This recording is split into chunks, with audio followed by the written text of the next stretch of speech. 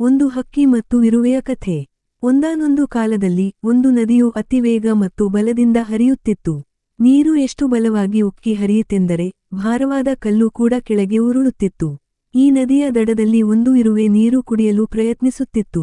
ಆ ಅಪಾಯಕಾರಿ ನದಿಯ ಬಲವಾದ ಪ್ರವಾಹದ ಬಗ್ಗೆ ಆ ಪುಟ್ಟ ಇರುವೆಗೆ ತಿಳಿದಿರಲಿಲ್ಲ. ಬಾಯಾರಿಕೆ ತಣಿಸಿಕೊಳ್ಳಲು ಕೈಚಾಚುವಾಗ ಆ ಬಡ ಇರುವೆ ನದಿಗೆ ಬಿದ್ದಿತು. ಏನಾಯಿತು ಊಹಿಸಿ. ನದಿ ಇರುವೆಯನ್ನು ಎಷ್ಟು ವೇಗವಾಗಿ ಕೆಳಕ್ಕೆ ಕೊಂಡೊಯ್ದಿತೆಂದರೆ ಆ ಪುಟ್ಟ ಇರುವೆಗೆ ದಡಕ್ಕೆ ಈಜಲು ಸಾಧ್ಯವಾಗಲಿಲ್ಲ. ಇರುವೆ ಉಸಿರಾಡಲು ಕಷ್ಟಪಡಲು ಪ್ರಾರಂಭಿಸಿತು. ಅದು ತನ್ನ ಜೀವವನ್ನು ಉಳಿಸಲು ಏನಾದರೂ ಪವಾಡಕ್ಕಾಗಿ ಪ್ರಾರ್ಥಿಸುತ್ತಿತ್ತು. ಆದರೆ ಯಾವುದೇ ಸಹಾಯ ಕಾಣಲಿಲ್ಲ. ಇದ್ದಕ್ಕಿದ್ದಂತೆ ಮರದ ಕೊಂಬೆಯ ಮೇಲೆ ಕುಳಿತಿದ್ದ ಹಕ್ಕಿಯೊಂದು ಅಪಾಯಕಾರಿ ನದಿಯಲ್ಲಿ ಸಣ್ಣ ಇರುವೆ ತೇಲುತ್ತಿರುವುದನ್ನು ಗಮನಿಸಿತು. ಹಕ್ಕಿ ಶಾಂತವಾಗಿ ವಿಶ್ರಾಂತಿ ಪಡೆದು ನೆರಳನ್ನು ಆನಂದಿಸುತ್ತಿತ್ತು. ಆದರೆ ಇರುವೆಯನ್ನು ನೋಡಿದಾಗ ಅದು ಸಹಾಯ ಮಾಡಲು ಕೆಳಗೆ ಧಾವಿಸಿ ಬಡ ಜೀವಿಗೆ ಸಹಾಯ ಮಾಡುವುದನ್ನು ತಡೆಯಲು ಸಾಧ್ಯವಾಗಲಿಲ್ಲ. ಹಕ್ಕಿ ಜಾಣತನದಿಂದ ಮರದಿಂದ ಎಲೆಯನ್ನು ಕಿತ್ತು ನದಿಯಲ್ಲಿರುವ ಇರುವೆಯ ಮೇಲೆ ಎಸೆದಿತು. ಪುಟ್ಟ ಇರುವೆ ಬೇಗನೆ ಎಲೆಯ ಒಂದು ಮೂಲೆಯನ್ನು ಹಿಡಿದು ಅದರ ಮೇಲೆ ಎದ್ದಿತು. ಎಲೆ ಇರುವೆ ಸುರಕ್ಷಿತವಾಗಿ ದಡಕ್ಕೆ ತೇಲಲು ಸಹಾಯ ಮಾಡಿತು. ತನ್ನ ಜೀವವನ್ನು ಉಳಿಸಿದ್ದಕ್ಕಾಗಿ ಇರುವೆ ಹಕ್ಕಿಗೆ ತುಂಬಾ ಕೃತಜ್ಞತೆಯನ್ನು ವ್ಯಕ್ತಪಡಿಸಿತು. ಕೆಲವು ದಿನಗಳ ನಂತರ ಇರುವೆ ಪಕ್ಷಿ ಹಿಡಿಯುವವನನ್ನು ಗಮನಿಸಿತು.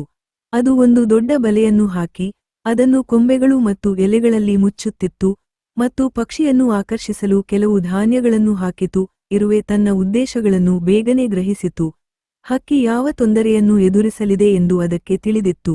ಆದ್ದರಿಂದ ಅದು ಹಕ್ಕಿಗೆ ಸಹಾಯ ಮಾಡಲು ನಿರ್ಧರಿಸಿತು. ಸಣ್ಣ ಇರುವೆ ಎಲೆಗಳ ಮೂಲಕ ನಡೆದು ಪಕ್ಷಿ ಹಿಡಿಯುವವನ ಪಾದದವರೆಗೆ ಎದ್ದಿತು.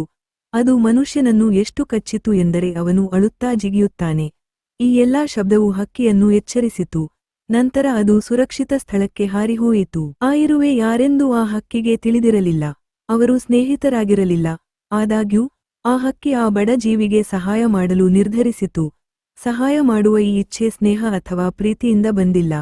ಅದು ದಯೆ ಮತ್ತು ಸಹಾನುಭೂತಿಯಿಂದ ಬಂದಿತು.